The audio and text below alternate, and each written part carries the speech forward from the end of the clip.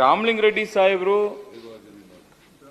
ನೀವು ಇಂಥ ಒಂದು ವಿಧೇಯಕವನ್ನ ತಿದ್ದುಪಡಿಯನ್ನ ತಂದಿರತಕ್ಕಂಥದ್ದು ಅದು ನಿಮ್ಮ ವಿವೇಚನೆಗೆ ಬಂದು ಇದು ಆಗ್ತಾ ಇದೆ ಅನ್ನೋದು ನನಗೆ ಪ್ರಶ್ನೆ ಆಗ್ಬಿಟ್ಟಿದೆ. ಯಾಕೆಂದ್ರೆ ತಮಗೂ ಗೊತ್ತಿದೆ 500 crores ಅಲ್ಲ, ಮೊನ್ನೆ ರೆಕಾರ್ಡ್ ಬ್ರೇಕ್ ಅಂತ ಹೇಳ್ತಾ ಇದ್ರಲ್ಲ, ಟಿಕೆಟ್ 500 ಕೋಟಿ ಇಂದ್ರಿ, 3.5 ಕೋಟಿ ಸರ್ಕಾರ ಸಾಲ ಕೊಡಬೇಕಾರೋ ದುಡ್ಡು ಇದ್ರೂ ಸಹ 500 ಕೋಟಿಯನ್ನ ಮುಖ್ಯಮಂತ್ರಿಗಳು ಬಂದು ಅದನ್ನ ಕಾರ್ಯಕ್ರಮ ನಡೆಸಿಕೊಟ್ಟಿದ್ದನ್ನ ನಾನು ಮಾಧ್ಯಮದಲ್ಲಿ ನೋಡ್ತಾ ಇದ್ದೆ. ನನಗೆ ಖುಷಿ ಇದೆ. ಯಾಕೆಂದ್ರೆ ಶಕ್ತಿ ಯೋಜನೆಯನ್ನು ತಂದು ತಾವು ನಮ್ಮ ದೇಶದಲ್ಲಿರತಕ್ಕಂಥ ನಾರಿಯರು ಮಹಾಕಾಳಿ, ಮಹಾಲಕ್ಷ್ಮಿ, ಮಹಾ ಸರಸ್ವತಿ ಅಂತ ಕರಿತೀವಿ ಅಂತ ಮಹಿಳೆಯರಿಗೆ ವಿಶೇಷವಾದ ಯೋಜನೆಯನ್ನು ತಂದು ಕೊಟ್ಟಿದ್ದೀರಿ.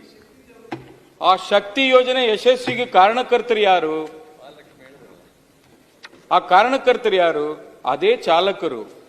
ಅವ್ರನ್ನ ಚಾಲಕರು ಅನ್ನೋದಕ್ಕಿಂತ ನಾವು ನಮ್ಮ ಸಾರಥಿಗಳು ಅಂತ ಹೇಳ್ತೀವಿ. ಅವರು ಸಾರಥಿಗಳು. ನಾವು ನಮ್ಮಲ್ಲಿ 4-5 ವೆಹಿಕಲ್ ಇರುತ್ತೆ, ಮನೆಗಳಲ್ಲಿ ಇರುತ್ತೆ, ಬೇರೆ ಕಡೆ ಹೋಗ್ತೀವಿ. ಆದ್ರೆ ನಾವ್ಯಾಕೆ ಡ್ರೈವ್ ಮಾಡಲ್ಲ?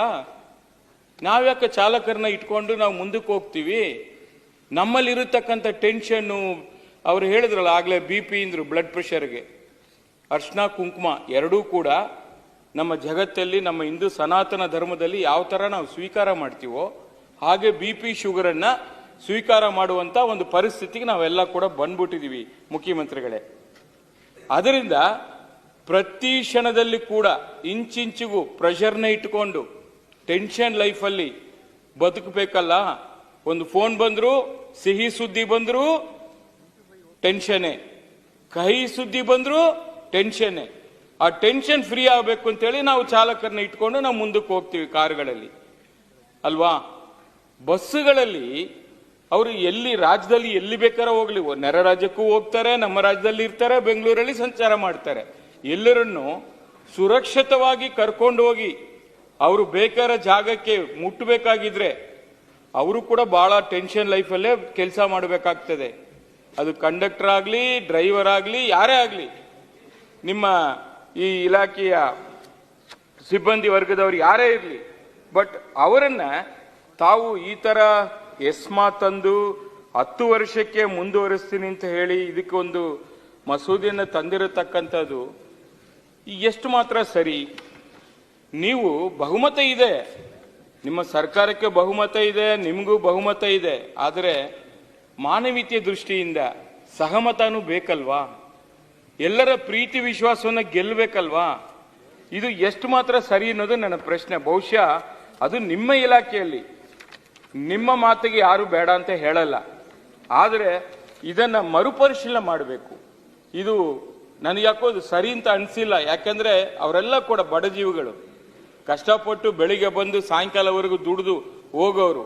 ನಿಮ್ಮ ಹಿರಿಯ ಅಧಿಕಾರಿಗಳಿಗೆ ಬಹಳಷ್ಟು ಜನ ಕಿರುಕುಳ ಕೊಡೋದು ಇದೆ, ಅದನ್ನು ಕೂಡ ನೋಡಿದ್ದೀನಿ.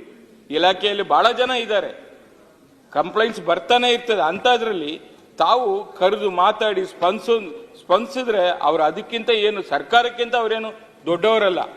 ಅವರನ್ನ ಕಂಟ್ರೋಲಿಗೆ ತರಬೇಕು ಅನ್ನೋದಕ್ಕೋಸ್ಕರ ಇಂಥ ಕಾನೂನನ್ನ ತರಬೇಕು ಅನ್ನೋದು ಇದು ಸಮಂಜಸ ಅಲ್ಲ ಅನ್ನೋದು ನನ್ನ ಭಾವನೆ. ದಯಮಾಡಿ ತಾವು ಇದನ್ನು ಮರುಪರಿಶೀಲನೆ ಮಾಡಬೇಕು.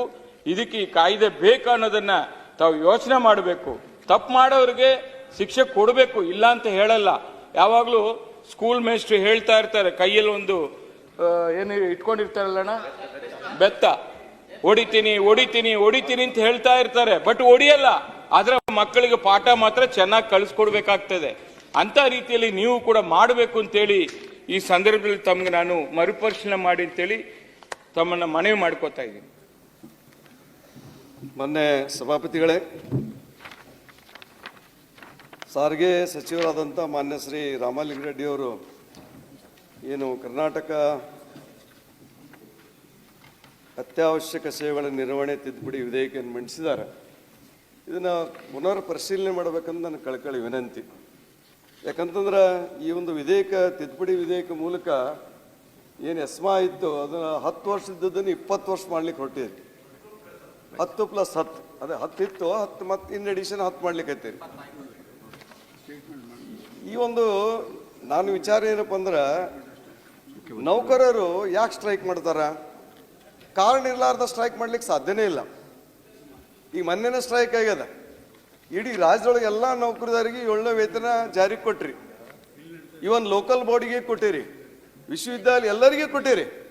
ಆದರೆ ಬರೀ ಸಾರಿಗೆ ನೌಕರಿಗೆ ಮಾತ್ರ ಅವ್ರಿಗೆ ಯಾಕೆ ತಾರತಮ್ಯ ಮಾಡ್ತೀರಿ? ಸಂವಿಧಾನಬದ್ಧವಾಗಿ ಯಾವಾಗ ಅನ್ಯಾಯ ಆಗ್ತದ, ಮಹಾತ್ಮ ಗಾಂಧೀಜಿಯವರು ಕೊಟ್ಟ ಹಕ್ಕು, ಯಾವಾಗ ಅನ್ಯಾಯ ಆಗ್ತದ ಪ್ರತಿಭಟನೆ ಮಾಡ್ತಾರೆ. ಅವ್ರಿಗೆ ಕೊಡ್ತಕ್ಕಂಥ ಸ್ಯಾಲ್ರಿ, ಅವ್ರಿಗೆ ಕೊಡ್ತಕ್ಕಂಥ ಅರಿಯರ್ಸು ನೀವು ಕೊಡಲಿಲ್ಲ ಅಂದರೆ ಮತ್ತು ಅನ್ಯಾಯವಾಗಿ ಹೋರಾಟ ಮಾಡಬೇಕಾಗ್ತದ. ಅವ್ರ ಮ್ಯಾಗ ಈ ರೀತಿ ಎಸ್ಮ ಕಾಯ್ದೆ, ಹಿಂದೂ ಕೂಡ ಶಿಕ್ಷಕರ ಮೇಲೆ ಇದೇ ರೀತಿ ಎಸ್ಮ ಕಾಯ್ದೆ ಮಾಡಿದ್ರಿ. ಇದು ಸರಿಯಾದದ್ದಲ್ಲ. ಈ ರೀತಿ ಶಾಪ ಕೊಡಬಾರ್ದು. ಇವತ್ತು ಸಾರಿಗೆ ನೌಕರರು ತಮ್ಮ ಆರೋಗ್ಯ ಲೆಕ್ಕಿಸ ಕುಟುಂಬದನ್ನೆಲ್ಲ ಮರೆತು 24 ಅವರ್ಸ್ ಕೆಲಸ ಮಾಡ್ತಾರೆ. ಅವ್ರ ಸೇವೆಯನ್ನು ಮೆಚ್ಕೋಬೇಕು.